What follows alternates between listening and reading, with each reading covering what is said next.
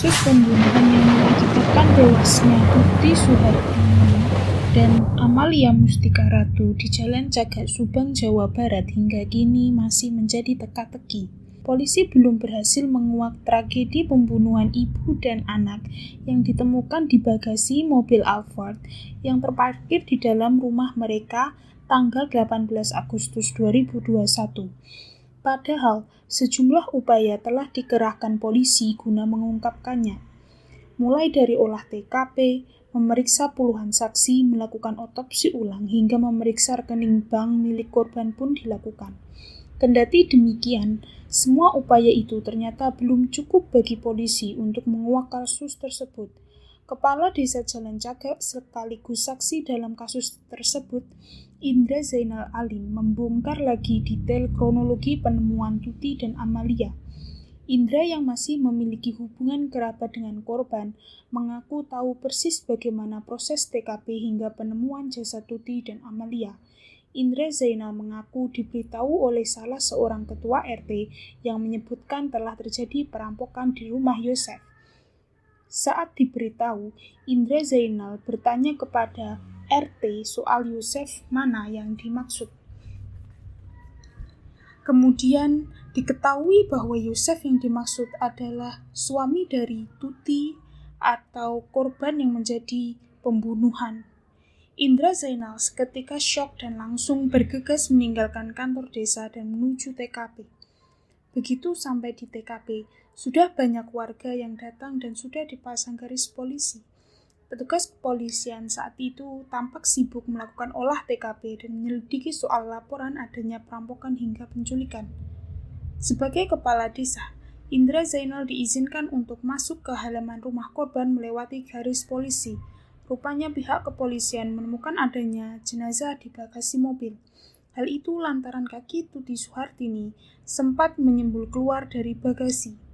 Indra Zainal pun diminta untuk memastikan sosok jenazah yang ada di dalam bagasi. Hanya dengan melihat kaki jenazah tersebut, Indra Zainal mengaku langsung lemas. Pasalnya ia tahu persis bahwa itu adalah Tuti Suhartini. Hal itu rupanya membuat kakak-kakak Tuti yang hadir di TKP langsung menangis histeris. Kakak-kakak Tuti saat itu khawatir juga dengan nasib Amalia Mustika Ratu. Pasalnya ketika itu yang ditemukan terlebih dahulu adalah jasad sang ibu. Dijelaskan Indra Zainal ada dua saksi yang memberitahu polisi bahwa di dalam mobil ada sesosok mayat.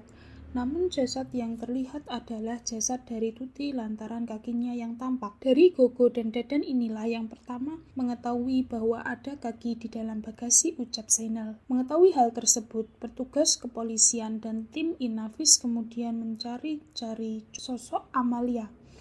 Tak disangka ternyata jasad Amalia ada di bawah jasad Tuti.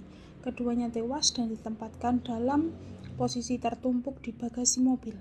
Hal itu diketahui setelah Inavis datang melakukan identifikasi secara intensif dan menyeluruh. Sebelum tim Inavis datang, polisi dan para saksi tidak ada yang berani membuka mobil Alphard tersebut. Yosef merinci pertemuan terakhirnya dengan korban Tuti pada pukul 21 waktu Indonesia Barat, sehari sebelum korban ditemukan tewas pada Rabu 18 Agustus 2021. Kala itu Yosef mengaku sudah pamit ke Tuti akan pergi ke rumah istri muda. Yosef bercerita setibanya di kediaman istri muda, ia langsung tidur pada pukul 21.30 waktu Indonesia Barat. Di tengah perjalanan Yosef, Aiman tiba-tiba mengungkit soal bercak darah di pakaian Yosef. Yosef mengaku tidak tahu dari mana bercak darah tersebut berasal karena dirinya dalam kondisi panik. Yosef menjelaskan tujuannya ke tempat kejadian perkara saat itu adalah untuk mengambil perlengkapan bermain golf. Ia bercerita dirinya mendatangi TKP pada pukul 7.15 waktu Indonesia Barat. Yosef saat itu mengaku sama sekali belum menemukan jasad Tuti dan Amalia. Setelah melihat kondisi rumah berantakan, hal pertama yang dilakukan oleh Yosef adalah memanggil Ujang. Ia kemudian langsung pamit ke Ujang untuk melapor ke pihak kepolisian. Dalam perjalanan ke kantor polisi, Yosef mengaku sempat mengabari kakak korban bahwa Tuti dan Amalia diculik. Yosef menyimpulkan korban diculik lantaran bekas ban mobil yang ada di TKP. Kemudian Yosef mengiyakan bahwa tidak ada bekas kerusakan di TKP. Ia menjelaskan kunci rumah hanya dimiliki oleh Tuti.